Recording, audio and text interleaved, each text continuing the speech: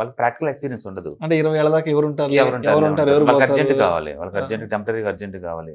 History కనుక చూసుకుంటే ఎక్కడైనా సరే అర్జెంట్ ఎమర్జెన్సీ అన్న వాళ్ళందరూ ఎవరు కూడా హెల్త్ క్రియేషన్ హిస్టరీ లేదు. సింగిల్ నైట్ లో ఎవరు లేరు. సింగిల్ నైట్ లో స్లో అండ్ స్టడీగా అక్యుములేట్ అయ్యే ప్రాసెస్ అనమాట. మీరు నిజంగా తక్కువ amount, even 100 rupees 45 years 23% CAGR equal to 1 crore. మీరు ఏ SIP క్యాల్కులేటర్ టైప్ తీసుకున్నా మీకు అది డేటా వస్తుంది. ఓకే, మీరు కామెంట్ చేసినంత ఇదేం కాదు, సింప్లిసిటీ అది. అందుకని మీరు బిగిన్ చేసుకోవచ్చు. మీరు మనవడి కోసం 100 రూపాయలు, కొడుకు కోసం 1000 రూపీస్, మీకోసం 5000 రూపీస్ ఈ రోజు బిగిన్ చేయండి.